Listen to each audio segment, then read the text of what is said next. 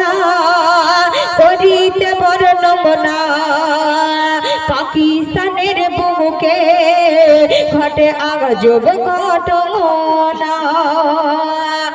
রমজান মাসে সেই মেয়েটি ঘরের দরজা বন্ধ করে দিয়ে এত জোরে জোরে টিভির ভলিউম দিয়ে দিয়েছে, মা দরজার ধারে ঠক ঠক করে ডাকে তাকে মা ডাকছে আর বলছে তোর টিভির সাউন্ডে জ্বালায় মসজিদের আজান শোনা যায়, এবার মাগরিবের আজান হয়ে গেছে, ইফতার খেতে চলে এসো। তো তারপরে কি ঘটছে শুনবেন। এক রোজার মাসে বসে টিভির পাশে এক রূপসী কন্যা টিভি দেখার নেশাতে সারাদিন মগ্ন থাকে, নামাজ রোজা করে না।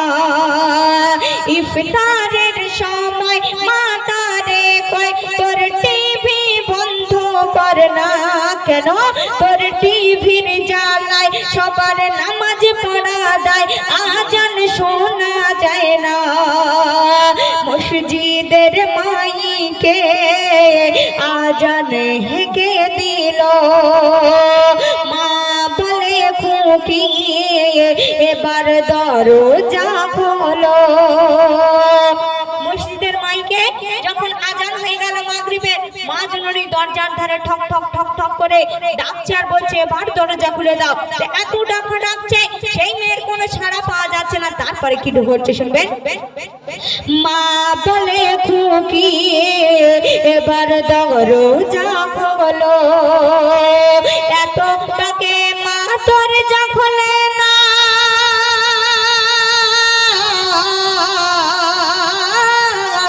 এত ডাকে মা দরজা খোলে না, টিভি বন্ধ করে না, কোন সাড়া মেলে না। পাকিস্তানের বুকে ঘটে আজব ঘটনা। যখন মা জননী সেই তানার কন্যাকে গিয়ে বারে বারে ডাকছে, তখন দরজা খুলছে না, কোনো সাড়া পেল না। গ্রামবাসীরা সবাই মিলে এসে সেই দরজা ভেঙে ভিতরে গিয়ে দেখছে সেই মেয়েটি মরে গিয়ে ওই জমিনের উপরে উপুড় হয়ে পড়ে রয়েছে। সবাই মিলে যখন সেই মেয়েটিকে চাকাচ্ছে ওই জমিন তাকে ছাড়ছে না। তারপরে কি ঘটছে শুনবেন। দরজা ভেঙে সবাই অবাক হয়ে যায়, কন্যা গিয়েছে মরে, উপুড় হয়ে পড়ে রয়েছে জমিন নিচে মাটির উপরে। শত জনে শত চেষ্টায় লাশকে তুলতে পারে না, কি ভয়ানক দৃশ্য দেখে কেঁদেছে বিশ্ব, লাশকে জমিন ছাড়ে না।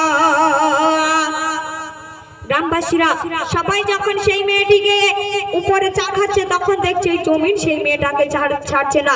একটা মাওলানা গিয়ে বলছে যে ওই টিভিটাকে ওখান থেকে নামিয়ে আনো, নিশ্চয়ই ওই লাশ উঠে আসবে। তো যখন উপর থেকে টিভিটা বার করে নিয়ে আসলো তখন ওই জমিন তাকে ছেড়ে দিল। সবাই মিলে নিয়ে সেই গোসলের পাঠায় টিভিটাকে মা সেই মাইয়াকে রেখে দিল। তারপরে কি ঘটছে শুনবেন। এক মাওলানা টিভিকে তুলে আনে সেখান ভগতে, দেখে লাশ উঠে আসে ওই টিভির সাথে সাথে, ওই গোসলের পাঠায় টিভি রাখা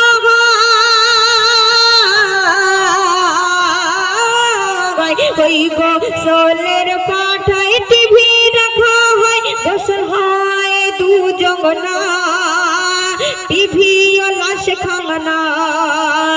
পাকিস্তানের বুকে ঘটে আজব ঘটনা। যখন সেই গোসলের পাঠায় টিভি এবং সেই মাইয়াতের গোসল দেওয়া হয়ে গেল, সবাই মিলে তাকে জানাজা পড়ে যখন আধার কবরে রেখে আসছে, দেখছে লাশটাকে যখন শুয়ে দিয়ে আবার মাটি দিতে যাবে কি আবার লাশ উপরে উঠে আসে। তো তারপরে কি ঘটছে শুনবেন। মাইয়াতের সাথে খাটিয়াতে টিভির জানাজা পড়তে হলো, তবে ওই লাশকে কবরে রেখে টিভিকে তুলে নিল। কি ঘটে যায় যেই টিভি তুলে নেয় লাশকে রেখে কবরে, লাশ মোড়া কাপড় টিভির সাথে সাথে তখন